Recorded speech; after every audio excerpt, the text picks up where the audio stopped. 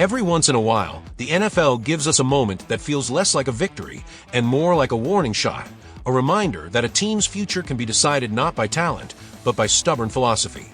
What the Browns did against the Packers wasn't triumph, it was survival. And if you were watching closely, you saw it too. The cheers, the chants, the tension, it all screamed one truth. The Cleveland Browns are sitting on a franchise quarterback in Shedeur Sanders, and yet they keep choosing pride over progress. I'll be straight with you, this wasn't a celebration. That 13-10 win against Green Bay? It exposed everything broken inside Kevin Stefanski's rigid quarterback ideology. Andre Smith drilled a miraculous 55-yard game winner, but don't let that fool you. Behind the curtain, the organization is boiling.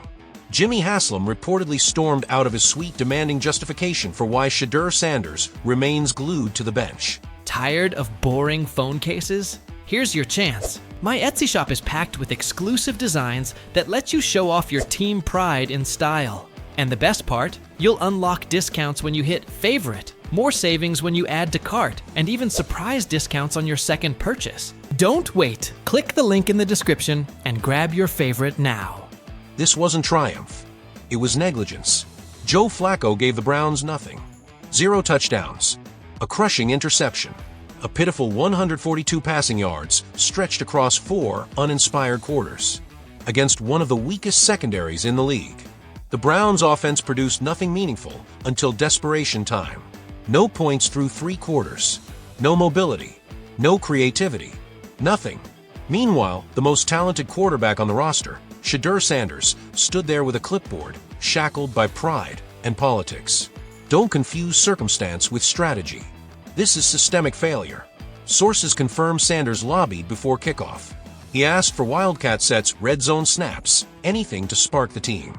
Stefanski shut it down, clinging to veteran stability and system familiarity. Translation: pride over progress. And that pride is eating away at the locker room.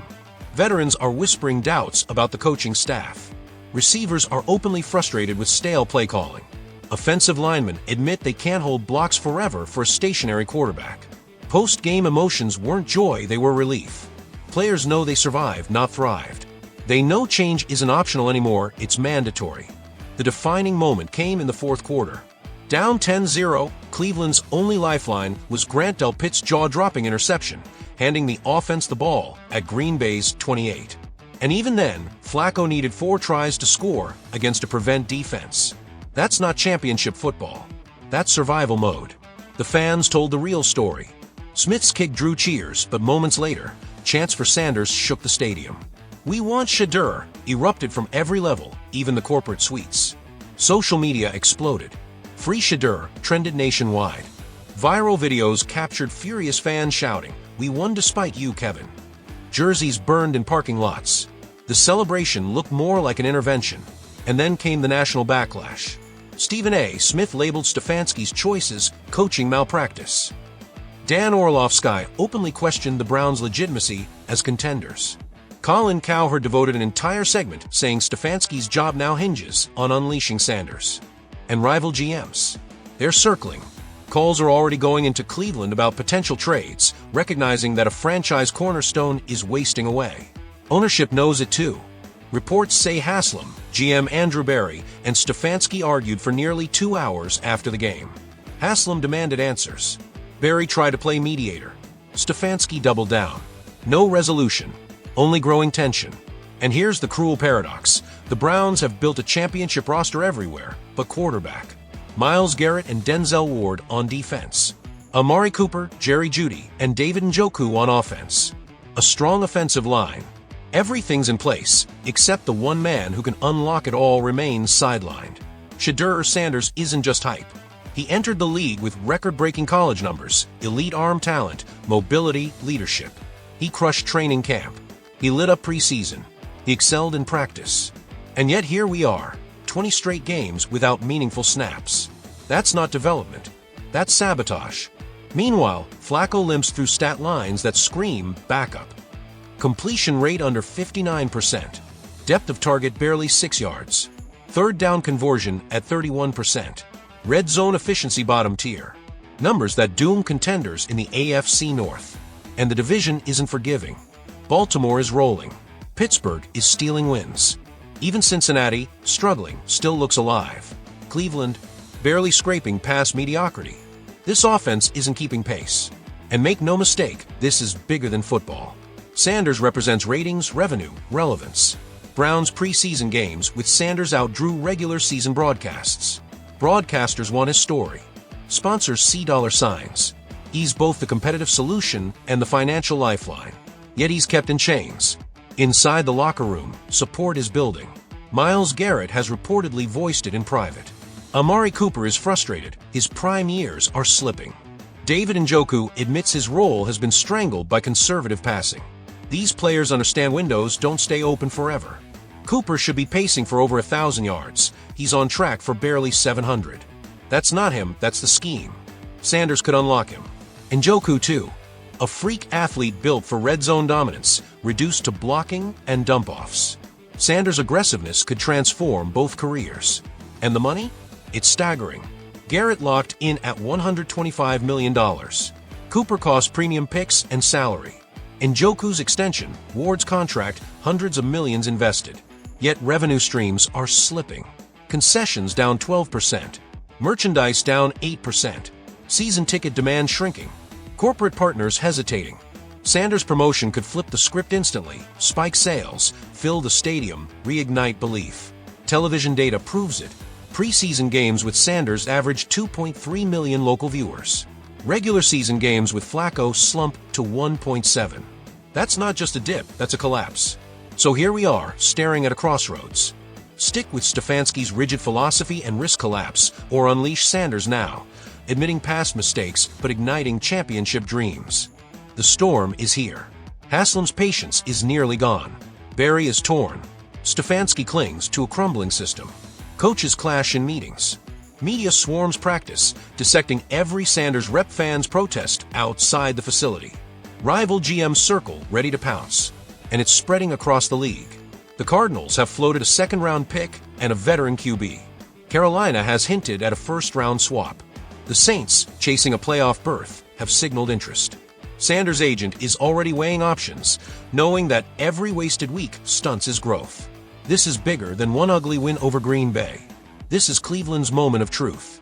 Either they free Shedeur Sanders or watch their championship window slam shut before their eyes. I've got to be honest, what's happening inside Cleveland right now goes far beyond play calling or simple game management. This is about a fractured system, an identity crisis, and a coaching staff that can't get on the same page. The divide is real. Offensive coordinator Ken Dorsey has reportedly pushed hard for Shedeur Sanders, frustrated that Joe Flacco's limitations completely neuter the playbook he designed. Dorsey's system thrives on quarterback mobility, accuracy in the intermediate lanes, and explosive shot plays. Those are all areas where Shedeur excels. But with Flacco under center, entire formations, situational schemes, and play packages are erased before the ball is even snapped. On the other side, defensive coordinator Jim Schwartz has voiced his concerns that offensive stagnation is putting his unit in impossible positions. Special teams coordinator Bubba Ventrone is seeing the ripple effect as well. More punts, worse field position, and fatigued coverage units that keep getting stretched thin. Everyone can see it. Shedeur's ability to sustain drives would instantly ease the stress across all three phases of the team. The tension doesn't stop with the staff. It's bleeding into the locker room. Players recognize talent gaps immediately, and there's no hiding the fact that Shedeur Sanders is the superior long-term option. Veterans know it, and the younger players are watching leadership closely. When coaching decisions fly in the face of obvious reality, chemistry begins to fracture. Myles Garrett's influence has been critical. He's reportedly pressed Shedeur's case in team meetings, and his voice carries beyond just the defense. Amari Cooper, with his season perspective, continues to work with Shedeur on timing and chemistry despite limited reps, which speaks volumes about where the locker room's faith lies. The urgency only intensifies with Pittsburgh on the horizon. The Steelers' defense, led by T.J. Watt's relentless edge pressure and Cam Hayward's pocket disruption, has studied Cleveland's offensive flaws extensively. Their schemes are designed to suffocate immobile quarterbacks. Rolling out Flacco against that unit feels like walking into an ambush. Shedeur's mobility, arm talent, and quick decision-making aren't just advantages, they're the only realistic antidote. Division stakes couldn't be higher. Pittsburgh is gaining momentum. Baltimore remains balanced and dangerous, and Cincinnati is finding rhythm again with Joe Burrow back at the helm. If Cleveland keeps stumbling through mediocrity, their chance at the division crown will disappear before November even arrives. And this is where pride collides with performance. Kevin Stefanski's authority is rooted in defending his system, even if that means ignoring Shedeur's clear superiority. To acknowledge Sanders as the better option would be to admit past missteps, something Stefanski seems unwilling to do. General Manager Andrew Berry faces a similar dilemma. Promoting Shedeur now validates his draft decision, but also highlights the mistake of keeping him on the bench this long. Every game Shedeur sits reflects poorly not just on Berry's evaluation, but on Cleveland's entire roster-building philosophy. Meanwhile, fans have reached a breaking point. The relief of Sunday's narrow 13-10 win was short-lived, quickly replaced by outrage. Radio callers are furious, season ticket holders are launching petitions, and chants for Shedeur Sanders erupt inside the stadium after every stalled drive. The crowd only comes alive when the offense produces rare flashes of excitement, showing their hunger for dynamic play. A move to Sanders wouldn't just energize the offense, it would electrify the entire franchise brand overnight. The media hasn't let up either. ESPN, Fox, and NFL Network dedicate daily airtime to the saga. Stephen A. Smith has called Stefanski's decisions indefensible. Colin Cowherd has devoted entire segments to dissecting the dysfunction. Local reporters face tighter access restrictions, which only fuels speculation that the organization knows the criticism has merit. Behind closed doors, Brown's leadership fears the inevitable. Sanders' readiness is obvious. His sharp practices, his composure under pressure, his respect from teammates, these aren't the traits of a developmental project. They're the signs of a franchise quarterback. Every day he sits, the Browns not only sabotage their season but also waste precious time in Shedeur's growth and their championship window. The numbers scream the truth. Red zone completion percentage? Shedeur at 78%, Flacco at 61%. Intermediate yards per attempt? Shedeur 8.4, Flacco 6.1. QB rating under pressure? Sanders nearly 30 points higher. Third down conversion rates? Shedeur 68%, Flacco 41%. These are not opinions, they are hard facts. Yet Stefanski dismisses them as practice stats, clinging to the outdated notion that veteran presence outweighs raw ability. And the rest of the league is watching. The Ravens are designing blitz packages for stationary quarterbacks. The Steelers are built to crush pocket passers. The Bengals already acknowledge that Cleveland is far easier to defend with Flacco under center. Meanwhile, whispers circulate that teams like the Patriots are quietly monitoring the situation, knowing Cleveland is sitting on a franchise quarterback they refuse to use. The Browns now stand at a defining crossroads. Continue with the current path of mediocrity, alienating fans, fracturing the locker room, and wasting talent, or make the bold move. Start Shedeur Sanders. Take the risk. Embrace the upside.